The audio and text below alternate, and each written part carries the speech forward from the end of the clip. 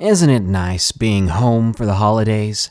Home for the horrors and hauntings that only happen when family gathers near. This is Darkness Prevails, the place to share your true stories with the world. Because this world is a strange one. The holidays come around, and you're excited about seeing your family and getting a few days off. But nightmares never take a day off. If anything, the hauntings and psychos seem to be just as excited as you, ready to pounce on distracted folks.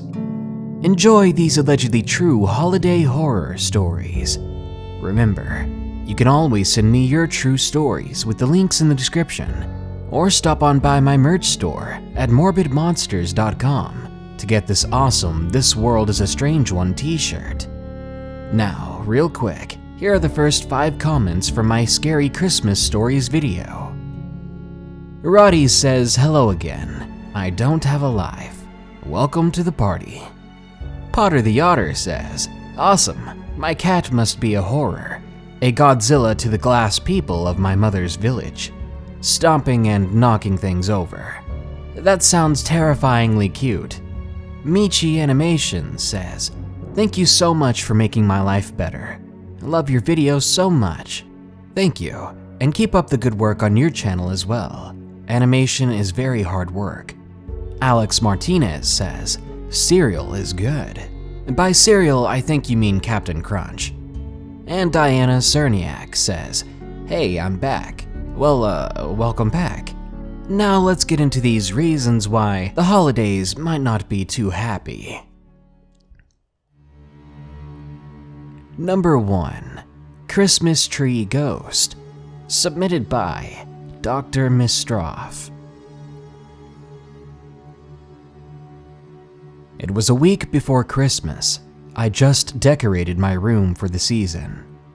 I lived on my own back then, and I didn't have much money to spend. And that particular year, I really wanted a real tree, not one of the fake ones. So I spent the day going around town to find a tree that was my price. At the normal stores, the trees were very expensive, but luckily, I knew a tree farm just out of town, a place I remembered going to as a child. I took my old car on a short trip. It was almost dark by then, and extremely foggy on the road. After a 15-minute drive, I was at the local farm. I followed the sounds of chainsaws until I found the farmhouse. There, the farmer, a friend of my father's, was there. After a bit of catching up, he gave me a tree at an unreasonably good price. He even helped me getting the tree in the car. I paid him and drove back home excitedly.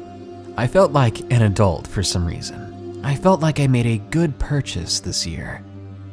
Back at home, I began to decorate the tree. I had a bunch of Christmas lights and red glass ornamental balls. It was very lovely. After decorating, I watched one of the Harry Potter movies. They always aired around Christmas for one reason or another, but I loved Harry Potter.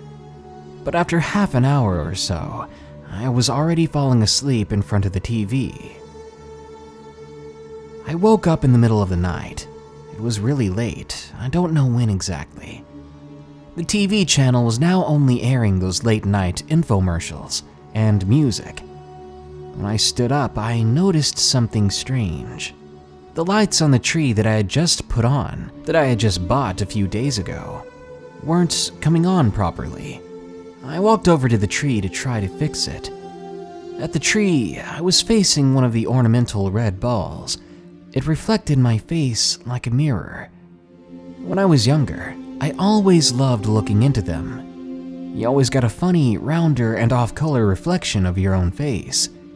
But this reflection, it wasn't fun at all, because I saw my face, as you would expect. But behind me, in the reflection of that ornament, I saw a man standing there. What details I could gather showed me that his clothes were ripped and torn, and he seemed to be missing his right arm. That was all the details I could gather before I was forced to jump and turn around to face my intruder. But when I turned, I saw that there was no one there. It was still just me in the living room with the TV on and the volume low.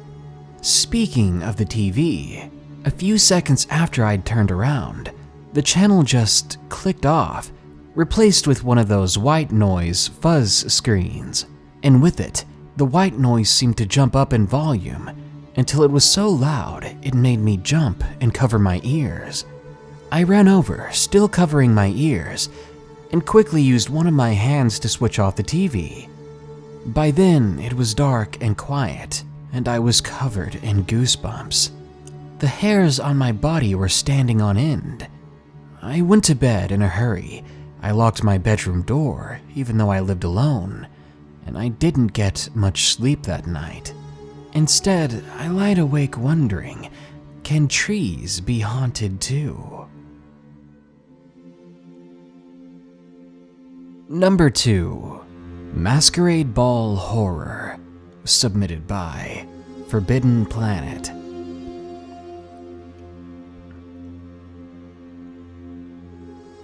This happened not too long ago. Believe it or not, when I was 22, I was an amateur model in New York. I started out in shopping catalogs and eventually even was lucky enough to participate in some of the latest and hottest runways. It was the time in my life I believe that I peaked, and I was extremely happy that I had achieved so much. Though I was so young, I was a very grateful young woman. But when you work with your physical form like that, you're bound to get attention that's not warranted. The first time I noticed somebody interested in me in a very negative, stalking way was when I was driving home one night. Someone in a black minivan was following me in my car, almost all the way back to my apartment. I knew the van was tailing me, and the way they drove, it seemed like they were trying not to be noticed. They gave me plenty of space at all times, but even when I made turns that I didn't need to take to test them, they turned every time with me. I knew that they were following me. When this realization hit me, it sent shivers up my spine. Before returning home, I had one last idea to try to lose them, but it might be risky. I turned on my emergency lights and pulled over to the side of the road. I wanted to see if the van would stop. If they did, and someone got out, I would floor it down the road. But as soon as I pulled my car over, the van kept going. Smart move by them. As they passed, I unfortunately couldn't see inside because of how tinted the van's windows were. I was sure they could see me, but I couldn't see them. Anyway, I breathed a sigh of relief. I got back on the road after they disappeared, and I continued home. I wondered who they might be, why exactly they were stalking me, but I soon almost forgot all about it as business began to pick up. And a week or so later, I met a gentleman named Tom, someone I soon began to date. Tom worked an office job in the city, and we could see each other pretty often. He was a romantic guy, taking me out to dinner every weekend. But one of these weekend evenings, it was dark and raining, as Tom and I were coming out of a restaurant after a nice hot meal. We were walking along the street when I saw a huge shape following us. Again, I wasn't sure if they were following us or if it was a coincidence. But the man's shape continued to grow closer and closer until I was scared enough to tell Tom about it. Tom did a very unnoticeable sideways look and agreed that the person was indeed following us. At one point, we even crossed the street and headed back down the opposite direction. But when we looked behind us again, the man was even closer now, still coming. Eventually, we got in a taxi just to get away from that weird man. Unfortunately, the whole time we couldn't see his face. He was wearing a black fedora, long black coat. He was holding an umbrella and wearing a scarf that covered half of his face. And since it'd been raining anyway, we really didn't see much of him. At the end of that year, I had a great Christmas with my family and Tom. And a few weeks before Christmas, Tom mentioned that his company was going to have a masquerade ball for New Year's Eve and asked me to go with him. And I said of course, because that sounded insanely fun. I'd never been to a masquerade ball. The party was more grand than I thought it would be, like some sort of expensive setup out of a movie. And of course, everyone was wearing masks of different kinds. It was as mysterious as it was exciting. The idea was to take off the masks when the clock struck 12 to introduce the new year. In the meantime, Tom and I were dancing and drinking and mingling with the other office workers. I then began to dance with Tom once more. In the midst of our fun, Tom told a joke and I started laughing. In the moment I closed my eyes to rear back my head for a big guttural laugh, someone grabbed me by my arm and yanked me back. Within moments, I was 10-15 yards away from Tom, who I could see in the crowd still, glancing in every direction, trying to find me. "Hey, let go of me," I said, and then I turned around to face the figure. The same towering figure that had been following us that date night. For a second, my breathing stopped. Then my heart rate ramped up. What do you think you're doing?" I said to him. Under his mask, he didn't turn to look at me. Instead, he hurried through the crowd before he got noticed. With all the noise and excitement and people around us, nobody noticed that I was being dragged away by some menacing stranger. When I finally could move on my own, I began to kick and scream and push at the man, but he was far too strong to let go, and no matter what I did, it didn't even make him flinch. I was praying that someone would notice, that someone would put down their glass of wine and look in my direction. With my free hand, I threw off my mask and screamed a life or death screech at the top of my lungs. Instantly, the partygoers stopped. The man stopped as well. He turned to look at me with his mask still on. By then, everyone was looking towards us. In one quick second, he let go of me and began to race out of the building. People rushed to my aid, and Tom ran toward me, asking me where he went. I pointed in the direction he ran off to, but I wasn't able to say anything. I was too busy crying. The man wasn't apprehended. We still had no idea who he was or what his motives were. And after that night, I was left with this fear in the back of my mind that I was being followed at all times. Someone was trying to take me. After that, I had trouble going out alone anymore. I had trouble sleeping alone. I ended up moving in with Tom a bit early, just so I didn't have to be alone anymore. I can't wait until this nightmare is over. Even a few years later, now, it still feels like it's going on, even though I haven't seen that man again. I guess I can't feel safe until I know he's behind bars. I'll never forgive him for the way he's made me feel. Number 3. The Man in the Window. Submitted by Lynx4455. It was Christmas Eve, and we were just beginning to open up a few early presents. My grandmother had come along for the occasion and had brought a few gifts of her own. She bought my mother a new blender, and she brought over a few little toys for the younger children. I'd gotten a handbook for a game I was obsessed with at the time, Resident Evil 5. My younger sister had never really played with dolls, but always eagerly asked for them and saw them as acceptable gifts during the holidays. Today was no exception. My grandmother had brought over a badly used doll she was clearly giving away in an attempt to flush out clutter and junk. The doll wasn't wearing any clothes, exposing the moldy blotches that stained its belly. The doll's abdomen was made of soft fabric, while the limbs and head were made of aged yellow plastic. Its hair was crimped and blonde, its lips bent in an awkward smile, and its eyes were fixated eerily, as if it was just staring into space. although the most notable feature was its robotic-looking arm. Apparently, you were supposed to shove a pencil in its hand and press a button or something. The doll would then scribble something on the paper placed in front of her. Our doll, being considerate of this stage of use and decay, had lost that feature due to either overuse or neglect. That robotic arm had all the cloth stripped of it, so many of the mechanical parts below were exposed. To add insult to injury, the hand was missing. All in all, we were left with this creepy doll for Christmas Eve. For whatever reason, though, my sister adored it and went upstairs to fix it up right away. When she finally returned, the doll was fancied with a nice little outfit, and its hair was neatly brushed. It wore some tiny flannel underneath navy blue overalls. She had even put together a little cast from toilet paper to wrap around the disfigured arm.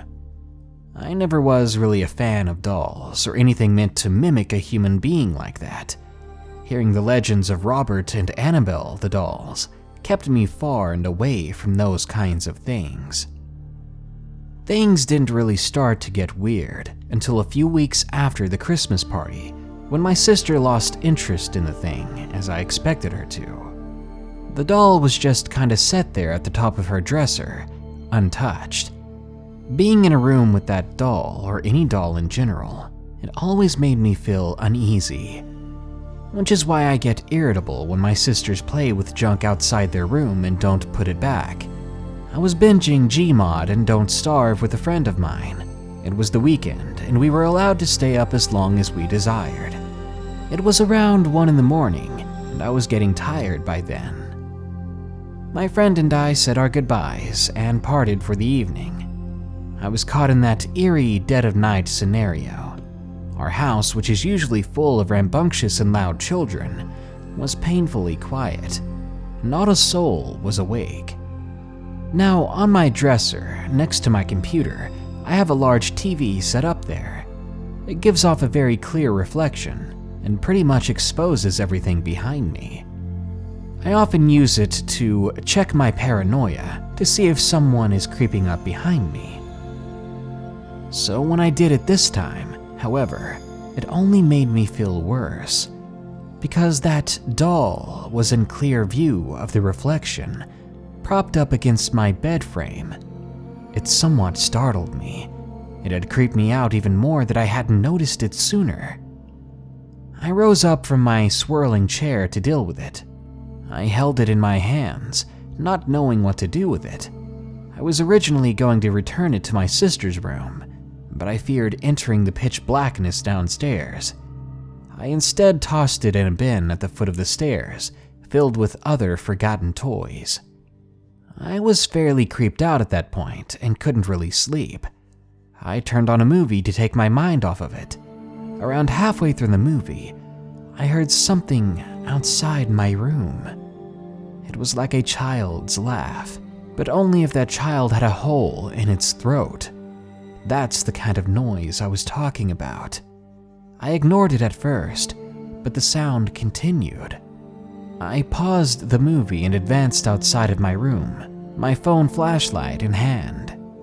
My heart was racing now as I surveyed the area. I then heard an odd laugh coming from the toy bin. Now, stay with me here. I know you're probably rolling your eyes, but believe me, a majority of the toys in the bin were activated, like someone had pushed all of their buttons at the same time. And Susie Scribbles, the doll, lay at the top, worming her mechanical arm, around. Other mechanical dolls around her stomped their feet and shook their heads. Beneath her came this distorted laugh. One of the doll's voice features was going off, but it was low on batteries, so its intended voice didn't come out quite right. I was creeped out of my mind. I was tempted to alert my mother, but I hesitated. I chose to ignore it, knowing there wasn't much I could possibly do at the time, especially in the middle of the night. I shut my door and resumed my movie. As the movie came to a close, I alerted my ears of any sound, and there was nothing. it was quiet again. I was relieved. The dolls had finally stopped. I felt safe enough to go to bed, but let's just say I didn't sleep very well. When I told my mother about the incident, they were just as creeped out as I was, but they took no action against it. We just kind of swept it under the rug. We had been out and about doing chores and errands that day and returned later that night. When we got back, we decided to sit down and relax to the remaining Christmas movies that were still airing. What happened the rest of that night was anything but relaxing. For whatever reason, our dog was extremely agitated. He's a tiny chihuahua, so he always gets on edge when we have company over. But unlike those other times, we didn't have any guests that night. He took a stance and began to bark frantically at something downstairs. A little on edge ourselves, we pulled our tiny dog away and set him on the bed in hopes of calming him down. We closed and locked the bedroom door on the way back, but to no avail. He just hopped off of the bed and continued to bark at the now closed bedroom door, as if someone was out there, someone who wasn't supposed to be here.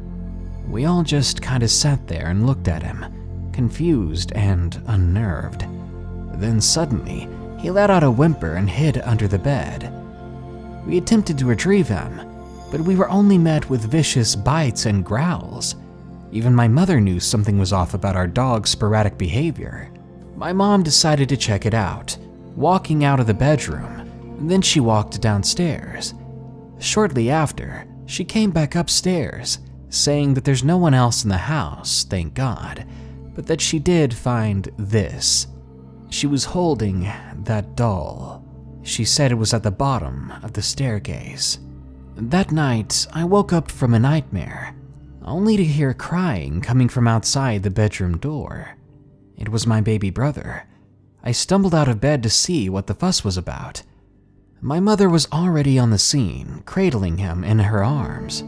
Between distraught breaths and cries, he would mumble, "There was a man outside my window." This, honest to God, scared me really bad. When she saw me listening and seeing my brother act like that, she shooed me away, saying that she had it under control. I went back to bed but just laid there, my brother's cries still audible outside my room. After that night, I never felt safe. I always checked the darkened windows, expecting to see something spooky to pop out, always expecting a man's silhouette to be there. The next day I found out that my mother has been waking from very stressful nightmares as well, but for a longer time than I'd been. Strange things came and went after that, such as our kitchen cabinets opening and closing when no one was in the kitchen.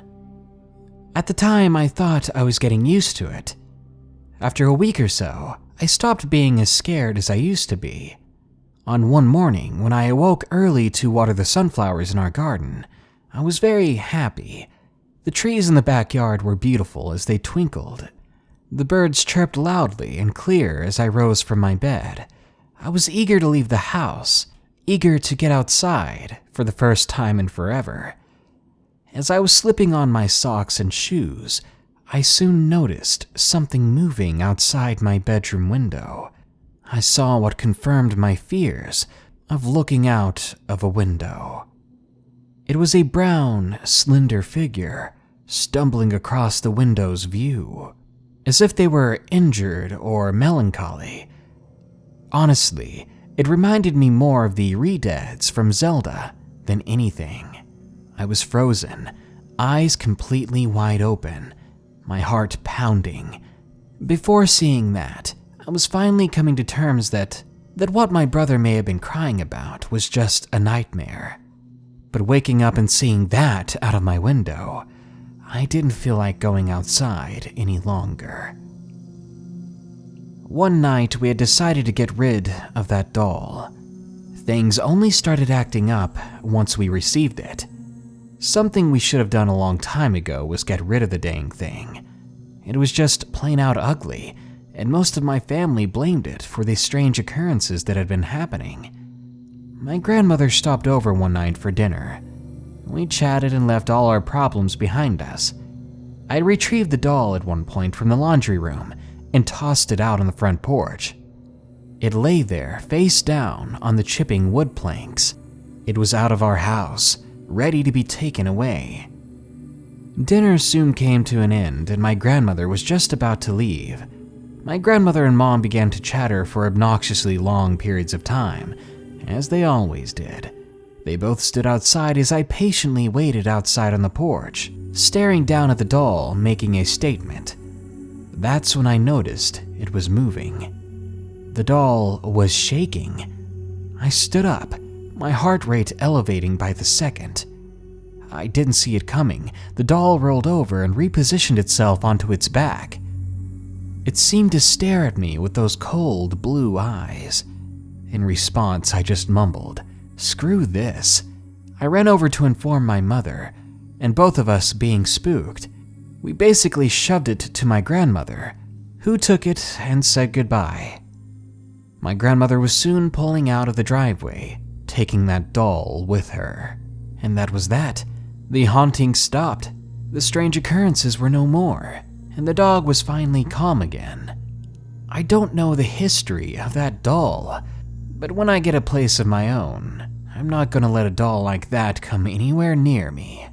Even still, to this day, I'm wary of windows, because I feel like every time I look out of one, I'll once again see the man in the window. Number 4. The Shadow, submitted by Amber. I used to live in California in an old 2-story house. I loved that house, and when we moved out, I was sad. But hearing my family telling their creepiest experience from that house for the first time, it doesn't make me miss it as much. All of their stories were creepy, but my sister's was the worst. It was Christmas. My parents were working that day, but they were set to be home early because it was a holiday after all. My sister was home wrapping the gifts up until she realized she ran out of tape. So she called up a friend to see if she was available to go to Walmart. She said that she could go, but they would have to wait for her sister to come after they were done shopping. They arrived at Walmart and bought whatever they needed. After that, they waited outside for their friend's sister.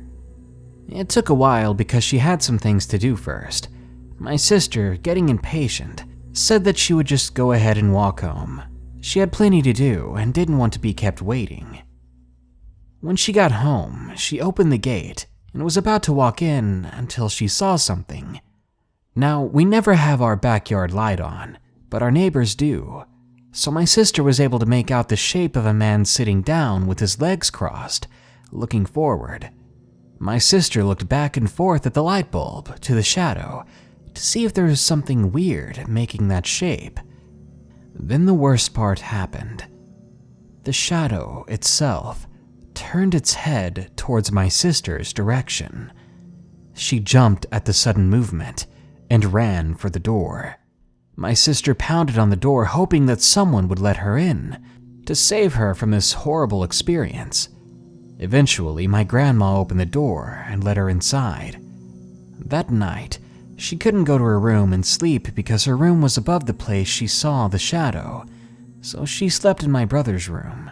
The floor was better than her own bedroom, where she might see that shadow thing again. It was only after we moved that my parents told us that anyone that moved into that house never really stayed for long. And number 5, Disappearing Santa, submitted by Christina. This story happened when I was 8 years old. It was the night before Christmas, and I wanted to spend the night with my cousin, Beth. We lived next door to each other, so my parents said it was okay as long as we woke up and came straight home, so that we could open presents and have Christmas breakfast. I agreed, and then got my sleeping bag and went on over to my cousin's place. Now, I must tell you, my cousin's house was rumored to be haunted. But at the time, at that age, we didn't believe it. That day, nothing really happened. We played and watched TV until about 9 p.m. Then my aunt told us it was bedtime. Beth climbed into her bed and I laid down in my sleeping bag. We talked a while about what we thought we'd be getting for Christmas the next morning. I must have fallen asleep talking, because the next thing I knew, Beth was shaking me awake. Startled, I sat up and asked what was going on. Beth had this deer-in-the-headlights look. She seemed to be panicking and pale. She pointed to the living room and said, "I just saw someone. There's a man. He looked around my door at me and saw that I was awake." Now I was definitely scared, but logic kicked in. I told her she must have been dreaming. Then we heard what sounded like someone washing dishes. We heard the clink, clink, clink of dishes. We looked at one another. I got up and tiptoed to the door of her room, then looked out. There was nothing. I waved her to come with me and we slipped out of her room quietly. We went down to the living room where we had a good view of the kitchen. I still can't believe what we saw that night. There was a tall man wearing a Santa outfit standing in her kitchen, and there was a woman getting plates and cups out of the dish drainer and placing them on their table. We were absolutely shocked, and then the tall man looked in our direction. Half of his face was gone, just hanging off of what did remain. The woman stopped what she was doing as well, and could see that her throat was opened up. Beth let out this scream, but I couldn't do anything as I was completely frozen. When Beth screamed, both the woman and the man just disappeared, like into thin air. Beth's parents came running and asked what was going on. I was still too scared to speak, but Beth was crying and screaming and telling them about the man and woman. Finally, I found my voice when I realized I was safe again. When Beth settled down, we both told her parents what we had seen, and amazingly, they did believe us. My aunt went to clean up the broken plates while our uncle took us back to Beth's room. He told us to try to get some sleep, and they would talk to us in the morning, but sleep didn't come for either of us. The next morning, my uncle told us that we had seen some ghosts and that their house was indeed haunted, but he didn't believe that they were there to hurt us. I never believed it. I went home and told my parents what had happened, and needless to say, I never went back to Beth's for sleepovers. Instead, she would have to come to my place. I've never seen something so horrid in my life.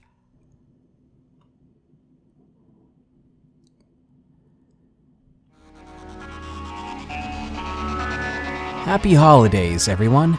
Do you celebrate Hanukkah, Christmas, or Satan? Well, that's okay. What's great about the holidays is, no matter what we celebrate, we can gather around and enjoy each other's company. And that's what it's all about. Well, that and a strange fat man dressed in red breaking into your house. Good night. Be sure to like, share, comment, and subscribe if you enjoyed the video. And don't forget to send us your true stories with the links in the description. If you get some cash this Christmas, think about supporting this channel by buying some of the awesome shirts at my merch store at morbidmonsters.com. Thank you. Stay safe out there, and stay creepy.